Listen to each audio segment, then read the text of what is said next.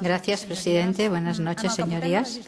En lo que llevamos de legislatura se ha producido un importante retroceso en las políticas de igualdad y no solo por los recortes en las partidas presupuestarias destinadas a la igualdad, sino por el conjunto de sus políticas que han afectado directamente a aumentar las desigualdades entre hombres y mujeres.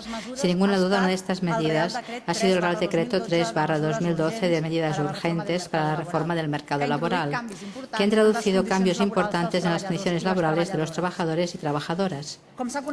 Como se ha sabido hoy, los datos de la EPA continúan reflejando la gravedad del paro en nuestro país. Casi 2,5 millones de estos parados son mujeres, de las cuales casi 500.000 paradas tienen más de 50 años, lo que supone una gran dificultad en el momento de la reinserción en el mercado laboral. A partir del año 2008, año en que aparecieron los primeros efectos de la crisis sobre el mercado laboral, por primera vez el índice de paro masculino superó el femenino, no porque mejorase la femenina, sino debido a la fuerte destrucción de ocupación masculina, sobre todo la construcción. Del año 2005 al 2012, en Cataluña, el índice de paro masculino pasó de un 5,8 a un 23,2 y la femenina de un 8,4 a un 22%. Sabemos que el índice de ocupación de las mujeres varía mucho en función de las cargas familiares. Los datos de Eurostat referentes al 2010 muestran lo siguiente: si una mujer es soltera y no tiene hijos, su índice de ocupación aumenta hasta un 80%, e incluso es más alta que la de un hombre, que está en un 76,9%. Pero si la mujer y el hombre conviven juntos en pareja y tienen hijos, el índice femenino cae hasta un 59%, mientras que la masculina, curiosamente, aumenta a un 82,6%. Por tanto, creo que ha quedado claro, señorías, quién se hace cargo. Hoy en día, en la mayoría de los casos, quién es el cuidador principal de la familia y quién se hace cargo de los hijos.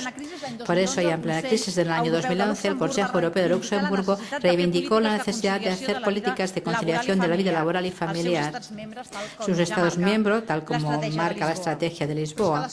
Pero las políticas que ha estado haciendo el Gobierno, como ya nos tienen acostumbrados, van en dirección contraria. La reforma laboral ha sido un duro revés para las mujeres, como ya se ha explicado muy bien en la moción, en la presentación de la moción. Ustedes han ampliado la desregularización de la jornada laboral, esta distribución del 5% de la jornada de trabajo, que el empresario tiene la posibilidad de distribuir a lo largo de todo el año. Como usted sabe, esto no concilia demasiado la vida laboral y la familia.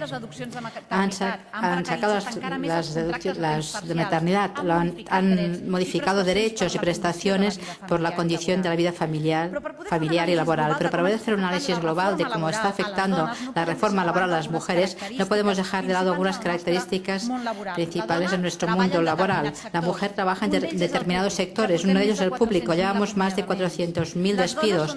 Las mujeres son trabajadoras mayoritariamente a tiempo parcial.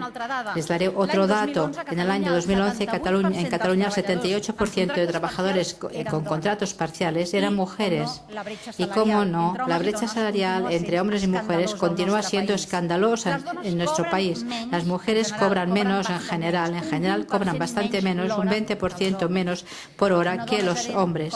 Una mujer gerente cobra un 24% menos que un hombre gerente. Y estos son los factores de nuestro mercado laboral y de nuestro modelo social, en que las mujeres somos las principales cuidadoras, y si a esto añadimos sus políticas laborales y sus políticas sociales, como los recortes de la ley de la dependencia o la desaparición del programa Educa3 o la disminución de las becas de comedor, la fotografía que resulta es en blanco y negro, porque desde un tiempo que ha pasado en el que las mujeres no tenían otra opción que quedarse en casa para cuidar a sus hijos y a los dependientes. Según el último informe del GAP del 2013, que mide el gap de las desigualdades entre hombres y mujeres de todos los países del mundo, que publica, como ustedes saben, el Foro Económico Mundial, España ha pasado de ocupar el lugar 11 en el año 2007 al lugar 30 en el 2013. Como continúen ustedes con estas políticas, señorías del Partido Popular, les garantizo que difícilmente mejoraremos en este ranking, sino que empeoraremos. Pero les diga el último dato. La presencia de mujeres en las movilizaciones contra los recortes sociales ha sido masiva. Y esto garantiza que las políticas que ustedes están practicando por ahora no serán irreversibles, porque ellas no lo permitirán. Nosotras apoyaremos la moción. Muchas gracias.